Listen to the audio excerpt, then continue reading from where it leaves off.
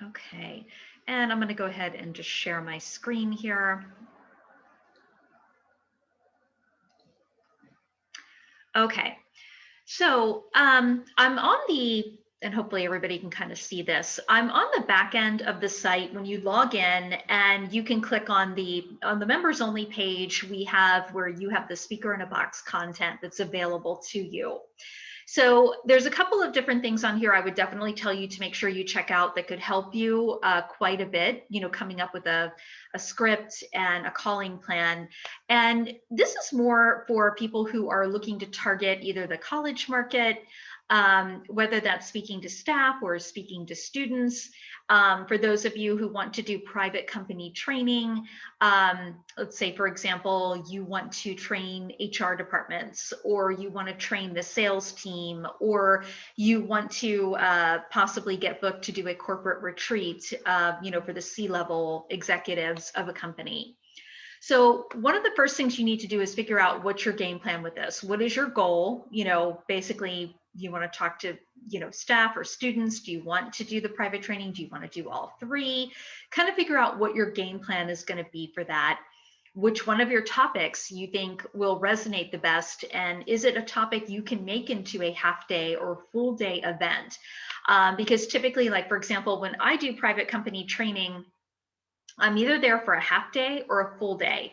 And when I say a full day, it's typically a full 8 hours of me talking. So, or teaching, I should say. So I may be there like Wednesday afternoon from 1 to 5, and then I'm there the next morning from 8 to 12. Okay, with breaks in between and so forth. But make sure you have enough content that is going to last for a full day, or a half day, meaning 4 hours, like that afternoon, um, or that morning. So depending upon what a company is needing and what they're wanting, you have to customize at that point once you start having that conversation with them, because there's going to be things they're going to ask you to add to it, to customize what their issues are. So think about what your goals are with this and jot those down, on paper. One of the first tracks I would tell you all to take a look at is here. We have, if you just kind of scroll down, like crafting an email. We have there's a track here that's an audio track. I'm not going to play it, but there's a handout with it. It's a sample email template. It's a PDF. Now, this is something that you can look at. I recommend when you're doing these campaigns to get more private engagements, a phone call and an email work best. If you want to do the email first, fine. Or if you want to do a call first, that's okay too. But don't just leave it up to email. A lot of people try to do that, and you wind up getting either no response, or people saying, hey, take me off your list. So make sure that you're doing a combination of both. So when you go to the backend content, you can print this out if you'd like. You can copy it so you can customize it. But this is just some verbiage that I have used in the past for a private company training event. So obviously you definitely want to customize this according to what you're doing. So kind of a very brief introduction, and then, insert a few words from your bio. Anything that's boldface are where you're going to want to input, and customize a little bit more. You don't want to make it too lengthy. So it's very, as you can see here, this is very, very, very short. Anything over, like if you were to print it out, anything over a half a page, you're going to lose people with that. So what I normally do with an email, I'll ask them, hey, I'd love to set up a time to talk, or does this sound like something that would be of interest to you, with a question mark.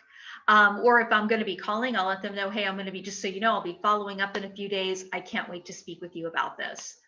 I have one here for colleges too, again, depending upon if you want to talk to staff or to students.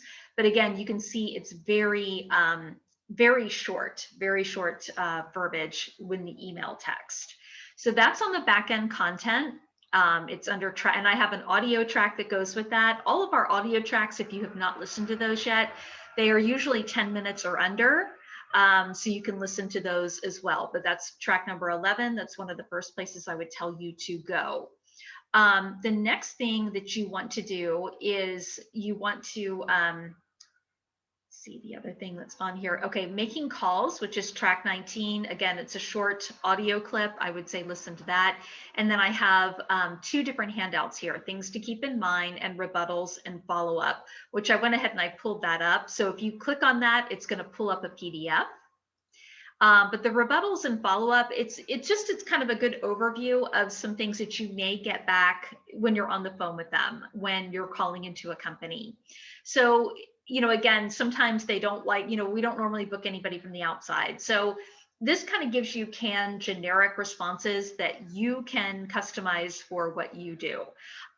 So for example, with myself, when I call, if I'm talking to them about, teaching my body language or my follow-up class, well, follow-up is a big one for me for private company training. So one of the biggest things I get is, well, we don't hire people from the outside. We've done that before. And it's usually a disaster. It was a bad experience. So I usually come back and say, I can understand that. I'm really sorry that you've had that experience. If you don't mind me asking, is it something that the trainer did? Is it just the way it was set up? Was there something specific? And I just try to kind of dig around to find out exactly what happened. And usually I find out it's something about they had to sign a contract, or for the amount of money they paid, they didn't get what they felt was worth. So that way I can kind of take that and incorporate it in my presentation and let them know, well, we don't have people sign a contract. I'm only there for a half day or a full day, and then we do a 30, 60, 90-day check-in.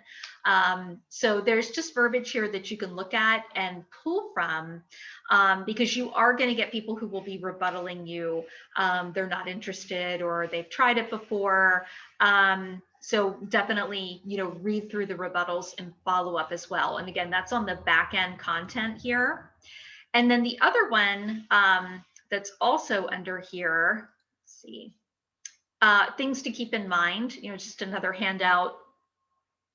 It's about lead list, which I'm gonna go over that too tonight. So everybody, when you leave here, you should have enough to get your script started and know exactly where to go to pull leads as well, anytime you'd like.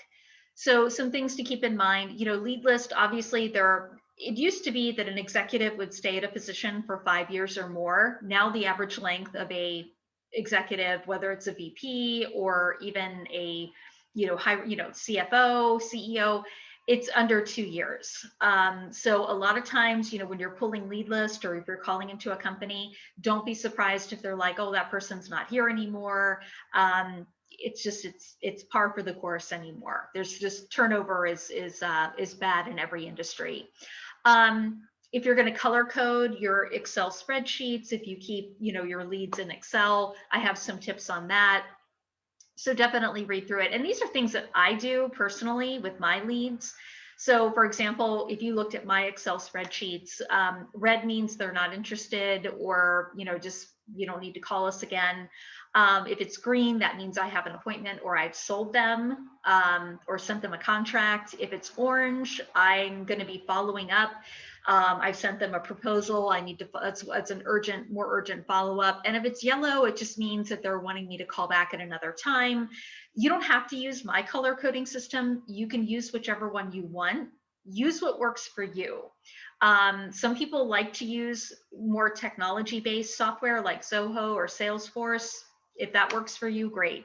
If not, you can use pen and paper. I mean, it doesn't matter. It's whatever works for you. Some calling averages too. If you take an hour out of your time each week, out of your 2 to 3 hours that you're working on this, if you take 1 hour to make phone calls, keep track of your numbers. I think you'll be really surprised. You can make several phone calls and get people on the phone and talk with them within that hour and make more calls than you think. But make sure when you sit down to make phone calls, you're not doing anything else. You're not checking your email. You're not, on social media, that you're specifically smiling and dialing, so to speak. So there's just some tips on here as well. So that is under track 19. Those two handouts are. And then the other one that I have on here too, is that I pulled up, it's a sample phone script. So again, it's something that you can, when you're calling them, you have an email script and then there's a phone script. So this is also on the back end content.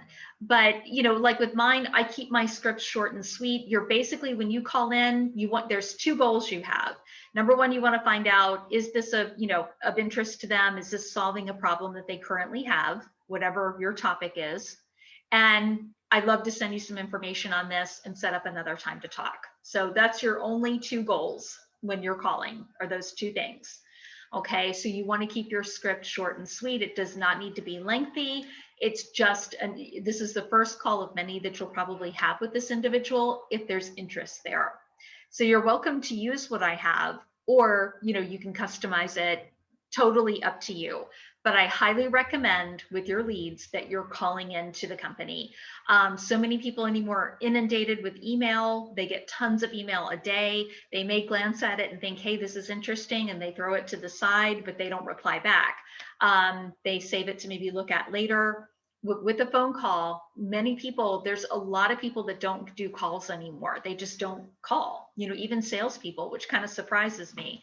But you'll find it's more of a warmer reception because a lot of people, they don't have that human to human contact anymore. They might be working from home, or they may be, the only one in the office, or they just, they're inundated with emails, but nobody calls them. So, one of the theories that I love that Randy Gage uses is that when everybody's zigging, you should zag. So this is a zag method, picking up that phone. And like I said, if you just did this 1 hour a week, if you have a list of leads, 100 leads there, you should be able to get through that in 2 weeks, with one call, and you start working that list and procuring your leads and getting interested parties in what you do.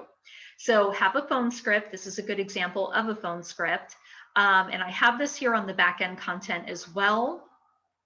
And I believe, let me see, this should be, what track is this? Here it is. It's track number 18. So I have a little audio on that, script writing and role playing, sample phone script. And that's just what I pulled up there in the Microsoft Word document. So those are the 3 tracks I would tell you to focus on, would be 18 and 19 on the back end content. And also, track number 15 is another good one, creating a plan for follow-up and tracking, whether that's in Excel, or if you have another, again, if you use Zoho. I mean, everybody's different. I'm more of a pen and paper kind of gal. And then track number 11, crafting an email. And then there's a handout there as well. So that's what I would tell you to go through to start working on this. The next thing you want to do is, I want to show you where to go to find leads. And this could be for, the colleges or private companies. This is a lead source that we use all the time. I'd love to see just in chat, I guess chat or whatever. For those of you who has a library card, sounds like a silly question, but if you have a library card, type yes in chat for me. The library is one of the most underutilized plethora of resources that are out there for anybody who wants to be a speaker, if you're in the sales industry, and most people do not know about what the library has available to you. Now, every library system, their website is going to look a little bit different, but typically all of them have the same type of outlay. They have the same type of resources. Sometimes they pool resources, they share them, and you don't have to go into the library. You just need to have an actual library card. I'm just curious here. I want to look. Catherine has a library card. Anybody else? Okay, if you don't have one, that's your next assignment. Go get one. It's free. And I'm going to show you why. And after you see this, you're going to be like, oh my gosh, I had no clue. Okay, so go to your local library and get a library card. Most libraries now are going to have not just this type of card, but they're going to have one that you can put on your little keychain, and it has your library card number and whatever that thing is, cue card scanner, whatever, on the back, like mine does. Okay, so I'm going to go over to my library site. And actually this is my one from Gulf County, where my parents live, up in the Panhandle. So this one is for Gulf County. But like I said, pretty much every library site, when you go to it, it's going to be a bit different. So this is the Northwest Regional Library System. So when you get your library card, you go home, you could do this at the library too if you wanted to, but this is where you're going to get your leads for free. Okay. When you go to the actual library system, and I'm just going to go to the start one. Let's see here if I can go to the home page.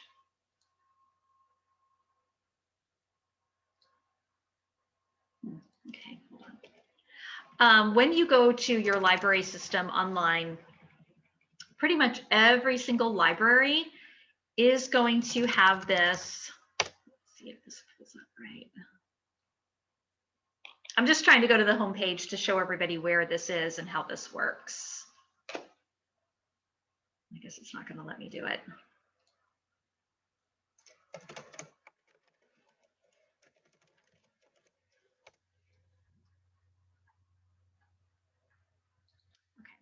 So this is their homepage of the library. So every single library, like I said, their website's going to be a little bit different, but what you want to do is you want to look for the research tab, okay? Every single library has a research tab on their local library site. So when I hover over this, what you're looking for is you want to go to databases, okay? And you click on that. And when you get your library card, you can ask your library attendant about the databases and they'll do an overview with you as well if you'd like.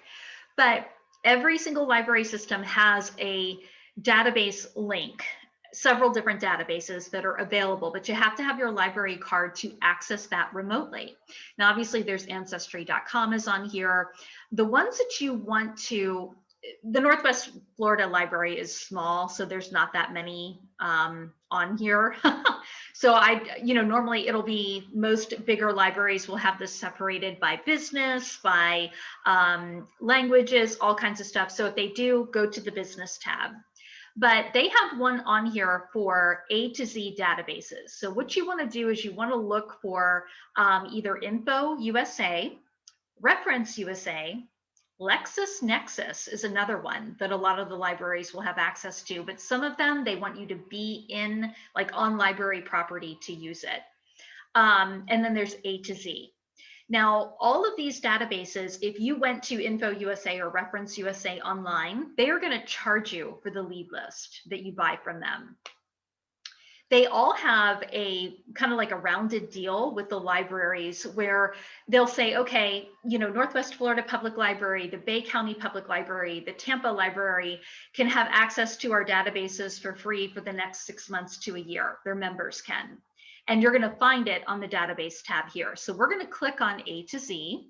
That's all you'll have to do is find the one that is a business database. Now, I had already typed in my library card number before we started the call. So usually it'll prompt you to type in your library card number, which is going to be on the back of the card. And once you type that in, you have instant access to this site and you don't have to pay for it. There's 2 catches to this. You can only download 200 leads at a time. Okay, so if you have a big database you want to download, you have to download 200 leads at a time. Okay, which takes a little bit longer, but not that big of a deal. But you can do searches on here for a business. You can search by state, you can search by title. So what I normally do with this is I click on advanced search. So I have more options, okay? And all of the databases are pretty much the same with this. So for me, just for giggles, I think I'll search by state. So let's just say I want to search in Connecticut for businesses, and I want those businesses to be in a particular keyword group. So we'll say automobile dealerships. So once I start typing in auto, it's going to bring up all the different options here for me.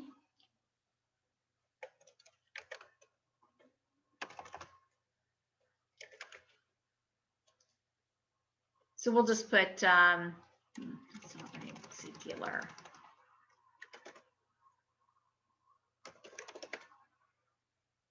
can kind of go through the list, but automobile dealerships should be on here.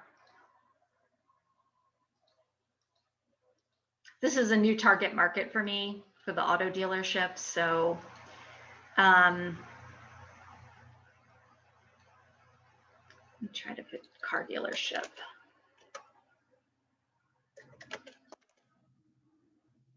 Used car dealers. We'll put that one. So it selected that keyword for the industry. So you can search by industry type.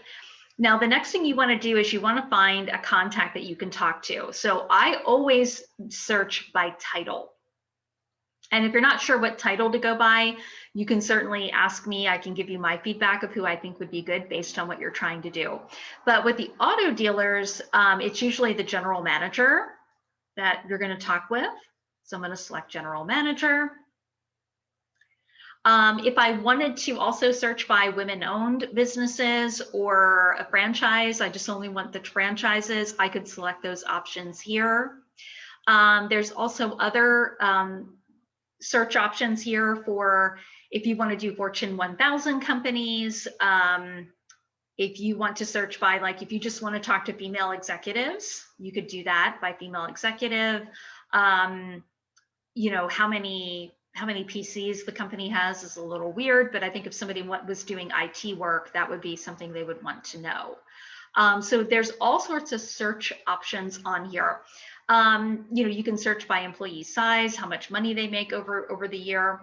So once you're done with, you know, who you've put in all the search criteria that you want, all you have to do is click on, let me update this.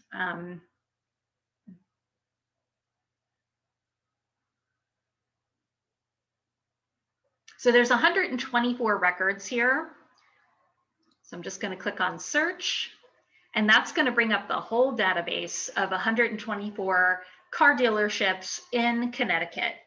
And I have the general manager's name, the address, the phone number. It gives me the revenue count. Now, before I download this or print it, you can click on the little blue name, like Mercedes-Benz of North Haven, and you can see all the different information that's available to you. They have an excellent business credit rating.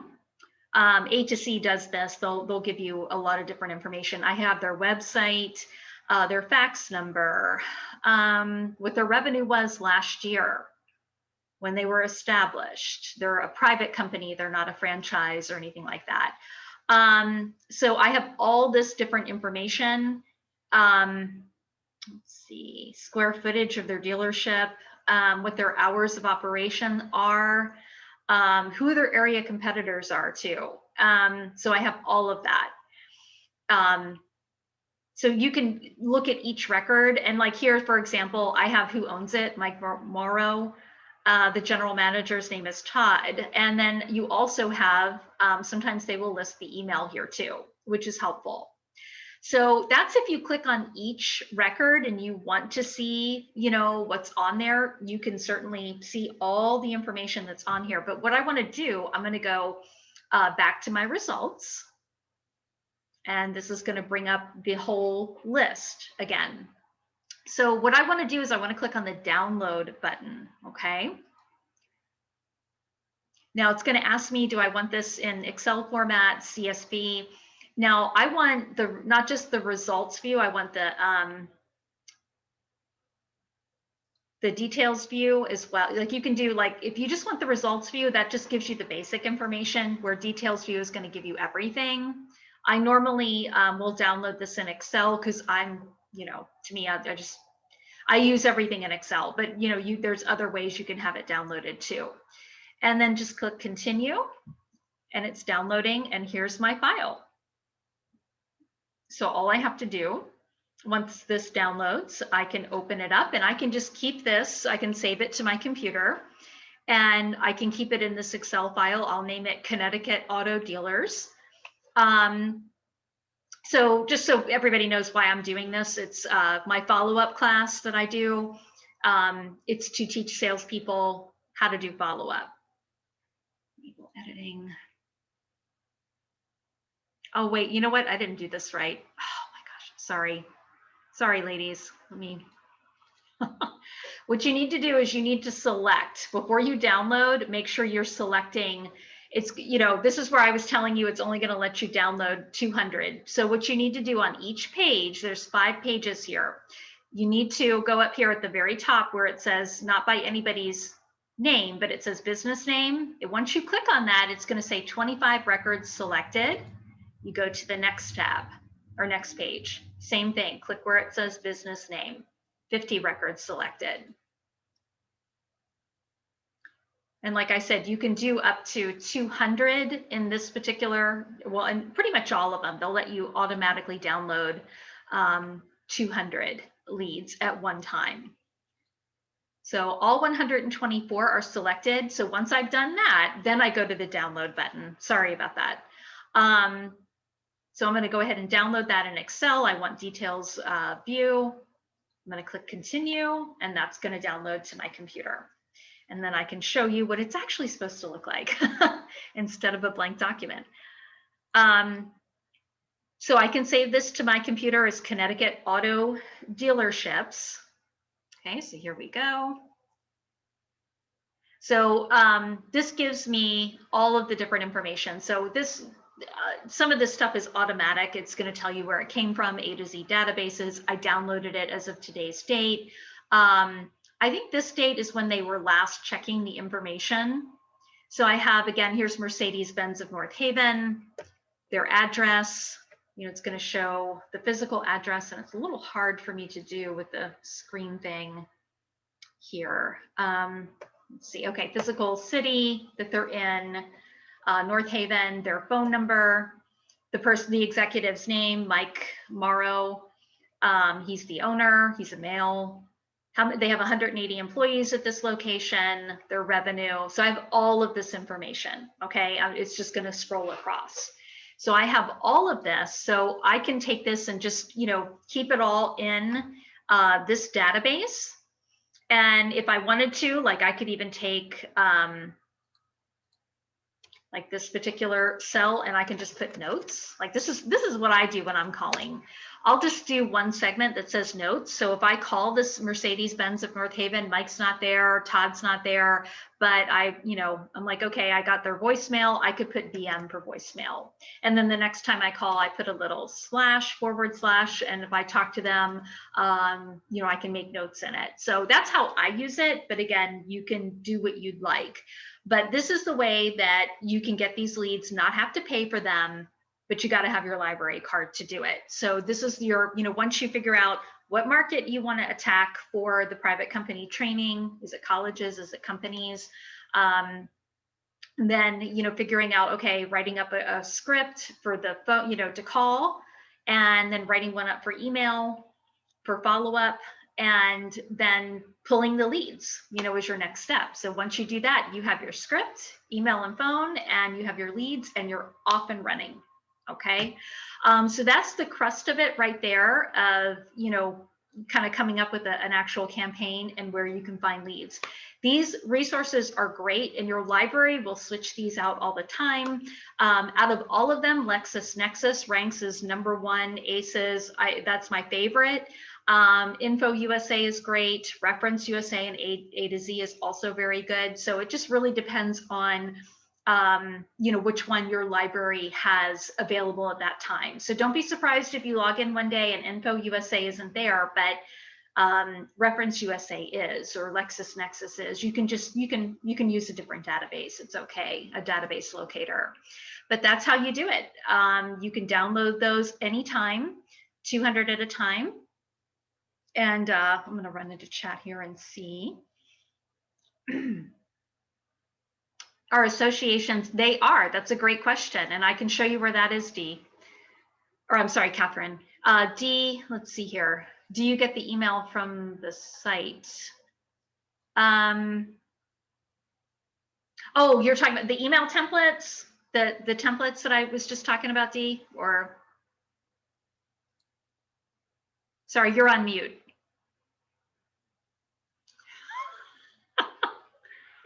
Now you got to hear my dogs barking. Yeah. Oh, that's okay. About the email for the contact. Gotcha. The person we're going to be emailing. Oh, okay.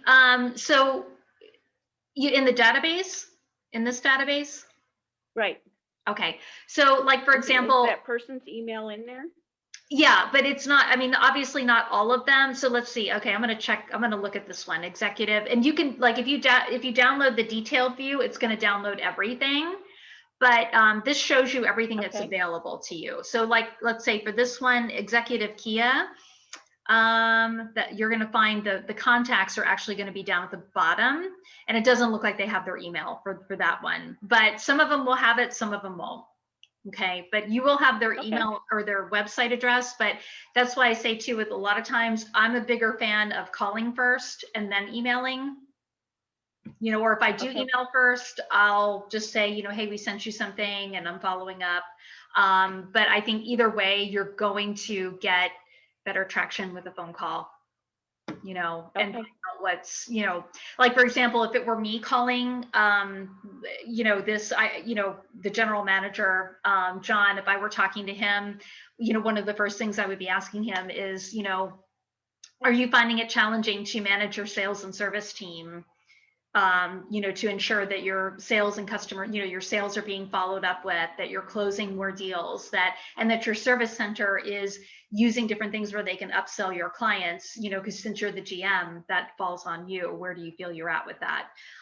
So if I were to put that in an email, he'd probably delete it. But if we were talking, I'm sure he'd be like, yeah, it's kind of tough, and he might even say, well, I have a sales manager. Okay, great. But there again, these are just things that I find it's better to have a conversation first, and then email them. But you can do it however you'd like. But some of these do not have emails, but some of them do. But if you do the detailed view, Thank it's you. going to download everything.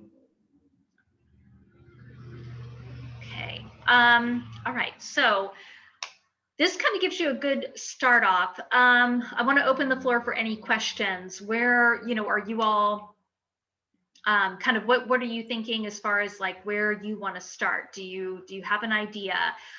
Definitely, I think for next week, I would love for those of you who have been on the call, if you want to kind of start up an actual script, bring it next week or email it to me. I'm happy to take a look at it, give you some feedback, and I can also give you some feedback on when you're pulling these leads based on the company, because every company is going to be different. If you call into because like, do you normally work with a lot of HR people? Okay. So like, for example, with Dee, it may be that she has to pull based upon the company size, like the VP of HR, or it might just be an HR executive, or it might be because the company's so small that they have the executive assistant is the one handling all of it, all of the HR duties. So it's always going to be different based on what you're trying to do. So I think for next Right. week, if you all want to bring, write up a little script, you can email it to me if you want. In the meantime, I'm happy to take a look at it, make changes to it. And then, make sure too, if you do not have a library card, please go get one. And I hope everybody sees the value of this, because normally, like Reference USA, we have a contract too with Lead 411. That's about $120 a month, I think we pay for that. Having access to leads can be expensive, but if you know where to look, like the library, you don't have to pay anything. So this is a really good unknown, I should say, by a lot of people resource. But Dee, you were asking me to, I want to go back and talk with you about the, so this is the A to Z database. Let me just close out of that really quick. And Northwest Florida.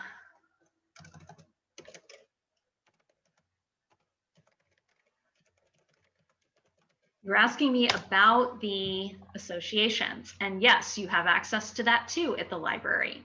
But keep in mind the association database that they have, again, same thing, you're going to go back to the library. A to Z, Info USA are not going to have this. There is a special database for associations. When you go to the library, again, go back to database. And what you're going to look for is something called GALE, G-A-L-E. Here we go, GALE. There's GALE Book and Authors. They should have GALE Centage Learning. They don't have this one. Oh, wait, maybe they do. Hold on. Gale books and authors. Okay. It doesn't look like this one has it, but let me just double check here. What's, oh. But it's called Gale. This one, Gale. It's called Gale. Gale has several different types of databases available to them. And one of them is an association directory. Now, I will tell you, like, the email that it has, the phone number, and so forth for all of the different associations.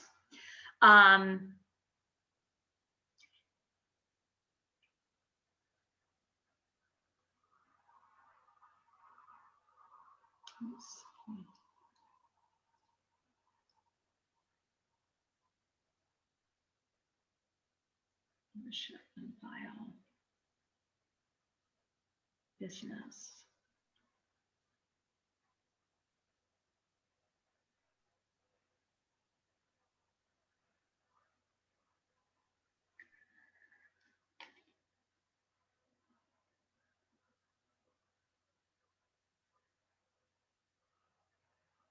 They don't have it on this one. Normally they will have, it'll say Gale and it'll say association directory. Okay, and that's going to be on your main library site underneath databases. So when you click on that, it's going to prompt you to put in your library card. When you open it, it will have every type of association you can think of. Sororities, it will have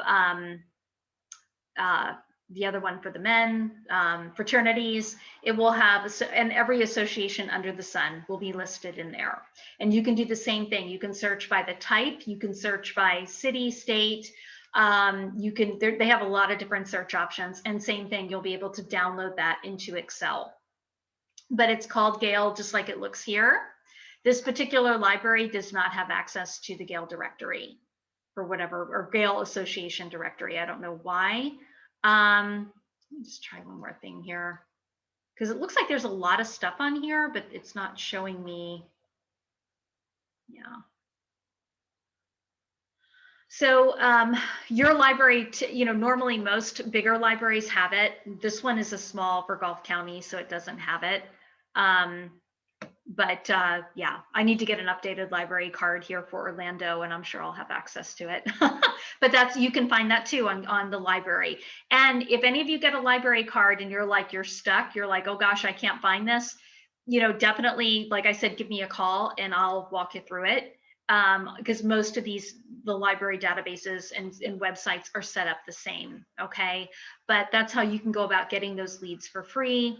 But I think for next week, what we'll do is, if you all want to bring your script, or if you have it, we can kind of talk about your script, what you're trying to do, and help you along with that game plan if that's where you're. And I do recommend private training is going to pay you more money, bottom line. The companies or even the colleges that you are contacting, they have a budget. They train their employees. If they're bringing you in for a half day, if you do have, like, for example, with me, I have a half day. I'm $5,000 for a half day, $7,500 for a full day, and that includes my travel. Now I'm on the lower end, but I do 2 very specific topics that I train on. They're not. Most of you probably have more robust topics than I do. So, but keep in mind, usually with a private company, if you're charging $10,000 for the training and you're there for 2 days or whatever, they have a budget for that. It's not like with the associations or with the, trade organizations that we're normally dealing with, that the budget's not there. They don't have it. They can get people to come in and talk for free, but it's the audience members that, those companies, they have the money to pay you. But I do recommend, pulling some leads and having, just spending an hour a week, just making some phone calls, sending out emails, because like I said, a lot of times when you call into a company, if you're solving their problem, they're going to talk to you. So it just really depends on what you're trying to do and where you're trying to go with that. So we can explore that more on our next call too, as well. So I want to open it up. Does anybody have any questions about this? Did it make sense? Do you need further direction on this? I'm going to stop sharing my screen here. There we go.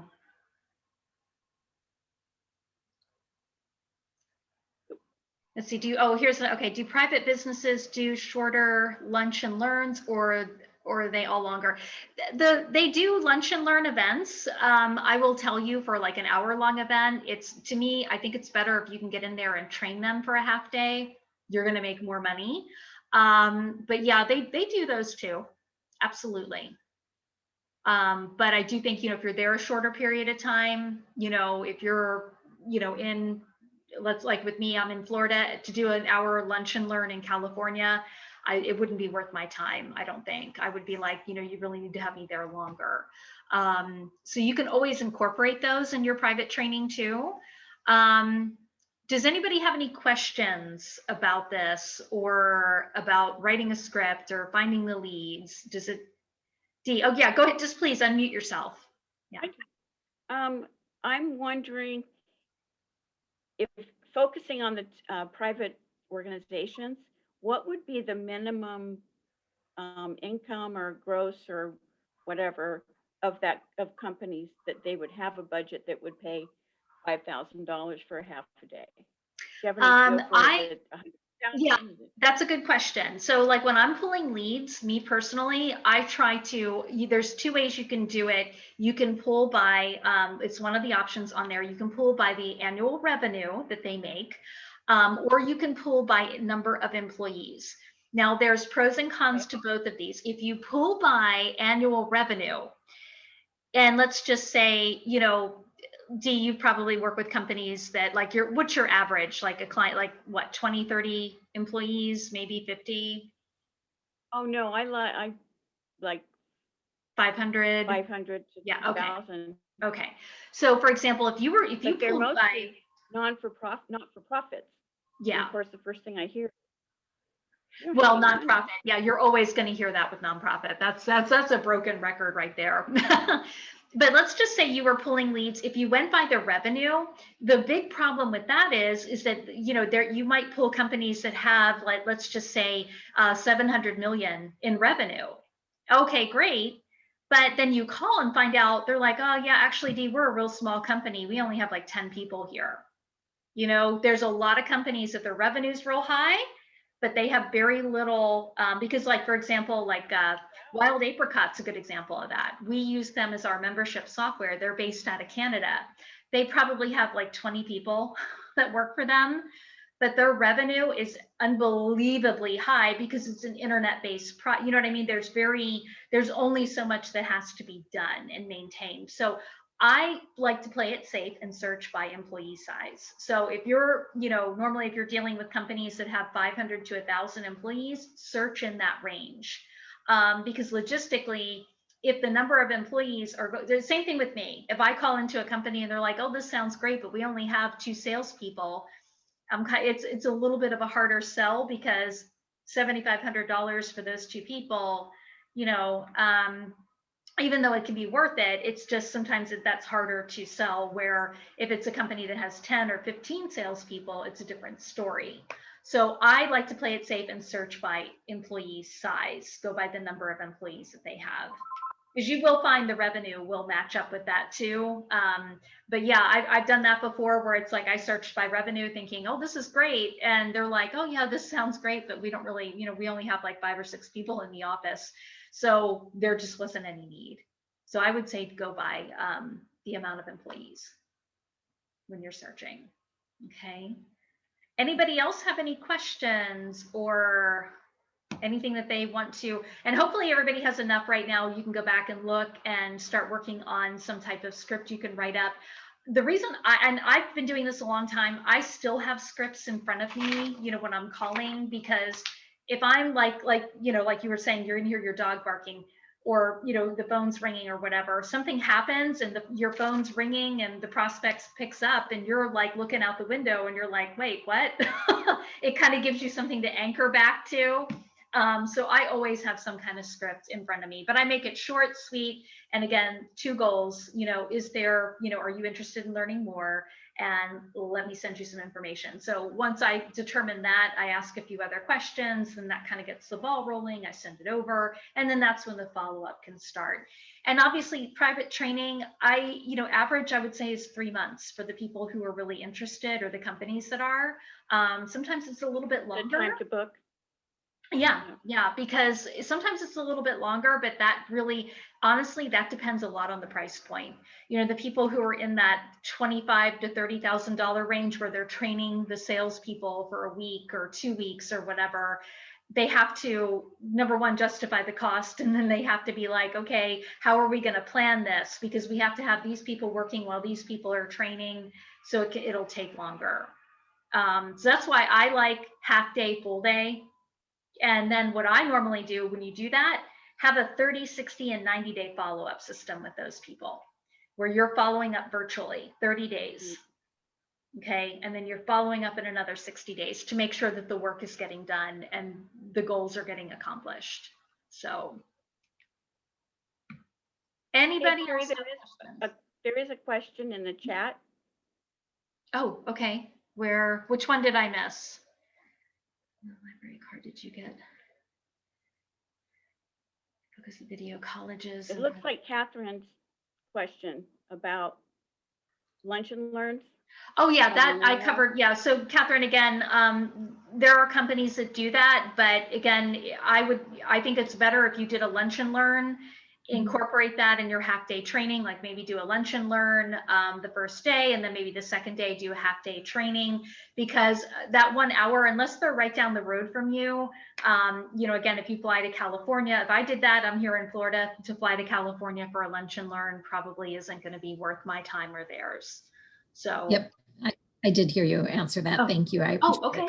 Okay, great. Just thinking, I'm thinking locally, and I'm thinking, about opportunities locally, and would I have content for a full day? Yeah, and I would say if you're going to do that, lunch and learn, you could tell them, the lunch is included. You could order pizza and just incorporate that in your cost for the lunch and learn.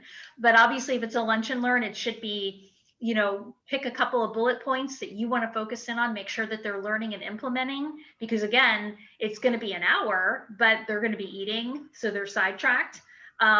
So you want to make sure, and it is a good way, a lunch and learn is a great way for local companies to get an idea of how you teach and train and what you bring to the table. So that is a good idea. But I would only do it locally, like don't drive an hour or 2 out of your way for it. That's just me. Yep, I agree. Thank you. Awesome. Okay, ladies, any other questions or anything I could answer? No. I hope this helped. I hope everybody's being pretty quiet. Very helpful. Cool. Okay. It's very helpful. All right, great. It makes for accountability. And well, like I said, make sure like next week, that gives you enough time to get your library card. They issue it right then and there. Make sure you're doing that. Like I said, and did anybody even know that you can get leads from the library? Were you all aware of that? No, and No. When you said that, I had just driven by a library yesterday, and I was wondering how many people actually go to the library anymore. I mean, there were. I know. Well, you can use it remotely. And I actually love the library. I love to read. And there's lots of opportunities there too. For those of you who have written books, Susie, Bria's daughter, Susie's daughter, Bria, is up for a book signing, where they're going to be buying her books. I just heard you because I wasn't on mute. Mm-hmm. So, I mean, there's opportunities for your books. And sometimes too, the libraries bring in speakers too. And if they're big enough, they have a budget. It could be $100, $200, but it's another way to get yourself out there. There's so much potential there. But it's one of the most overlooked, underutilized resources that are out there. So, Melanie, I don't know, I know you're on mute, but I don't know if you knew that about, the library getting leads, because LexisNexis is another one. And I know you've probably used that many times. But they also contract with the library too, to let people have access to that resource complimentary. So Yeah, to your point, I have access to one of the legal research engines through my law firm, but I had no idea. This has been shocking. So thank you for going through all this. And like I said, ladies, when you go to the, when you get your library card, oh gosh, like a day without orange juice around here. I hope whoever they're going to rescue is okay. Anyway, fire truck. When you go to get your library card, like I said, just look for the database. And when you get your library card, I would ask them, hey, what other databases do you have? And they'll walk you through it. Some of these, like I said, LexisNexis, I know the times I've used that, you do have to be in the library. There's been a couple of them that they'll let you access it remotely from your PC at home. But that by far is one of the best databases that are out there. But they can show you all the other ones. And like I said, it's just a great way, like, hey, I want to target, and part like with me, just with the automotive, the dealerships. And part of the reason I did that, I just had another issue with Ford. And it's like little things that go electronically wrong with your vehicle because everything's computer based now. And what a fiasco. It went over 2 weeks and no callback, it was just ridiculous. And it turns out they had a new service manager. And when I was, calling, because they were like, oh, we're sorry you've had a bad experience, please contact our general manager, Ryan Matthews. And I'm like, okay. So I call Ryan Matthews, I leave him a voicemail. He never called me back. It was like, wow. So I'm like, you know what? I think this is going to be a great untapped resource for follow-up and closing and having a good, are these auto dealerships. So I'm taking a crack at that. And if it works out, because I know they have the money to pay, you can look at their annual revenue and see, what they're making through most of these databases. So yeah, it's interesting how much information is really there and how it can serve you. So this is, again, a great way for those of us who want to target. And I recommend people do that in addition to the, the bigger association events, do a little bit of everything, because I think once you get going, if you do have 1 or 2 private training gigs per month, whether they're local or you don't have to be there in person anymore. We've all figured that out with 2020, but you have opportunities to make money and, still do what you love doing. When I do this virtually, I knock $1,500 off to take off from my travel, and it's still basically the same fee. So, there's so many different ways you can do this. And yeah, and you might start searching for different databases and be like, hey, wait, I never thought about this industry. I'll bet this would work. So get in there and play around with it and see what's available to you. So, Awesome. yeah. But when you go on there too, like I said, look for Gale. Gale has an association directory, and also there's also a lot of the nonprofits are listed in that directory as well. Okay. I think there's like 45,000 total in their database. Okay. So awesome. So any other questions before we go? I hope this was helpful. And like I said, we'll just do like a continuation conversation for next week, if everybody's good with that. You ladies have an amazing, amazing rest of your evening, okay?